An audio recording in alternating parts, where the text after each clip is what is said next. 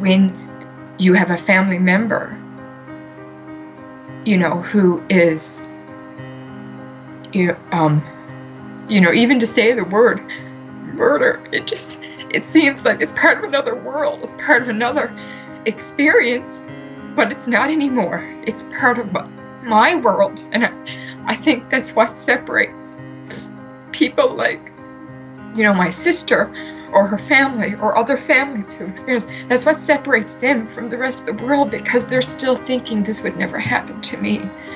And it's not until you cross over that threshold that life changes. You see life and death differently.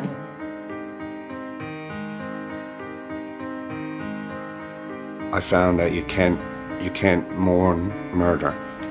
You can't mourn murder. The loss of my sister, because she was taken away by someone else, it's not the same. You can't properly mourn the loss of the person, because you have so many other feelings of rage and guilt that you didn't help her, all kinds of feelings that you don't even have room to mourn like a normal death. All these people that are abused don't come from bad homes. Not at all. There was crazy rumors. Victim blaming is what was happening. And all of these rumors, of course, would come back to us. And it's upsetting to hear it. It's completely out of your control. This is happening to well-educated women who are smart women, intelligent women.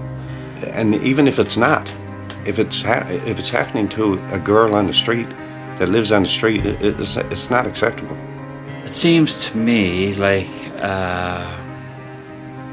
my own community of Conception Bay South, would tend to feel that the victim, this wouldn't have happened to Julianne if she hadn't have been maybe involved in drugs or involved in other illicit activity, and that this really can't be just the effect of a boyfriend who was deranged over loss of control of this person to the point that you would actually go out and murder them, right? But that is what happened.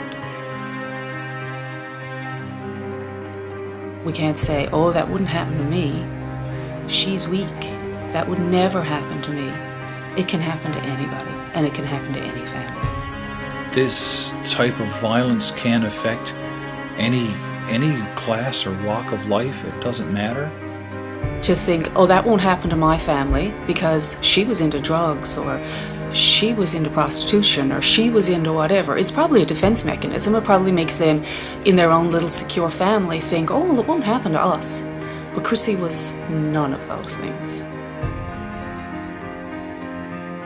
The victim needs to speak out and tell somebody, their parents, a friend, anyone who will listen. Use resources that are out there to call. Many of the support groups that are out there.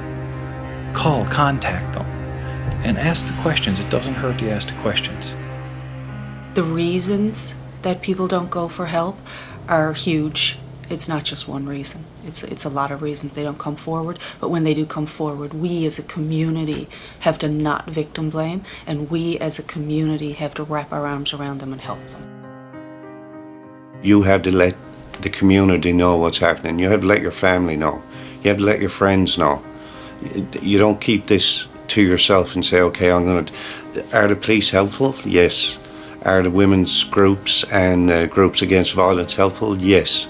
But also your family, who has a vested interest in you, a loved one has to know about it, and you can't keep it a secret, because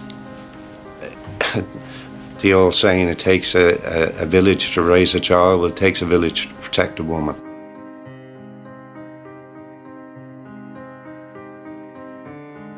By not talking about this issue and raising the discussion within society, we are tolerating it. We are allowing it to continue to happen in people's private lives, and the issue is not receiving any recourse. There's no societal repercussions.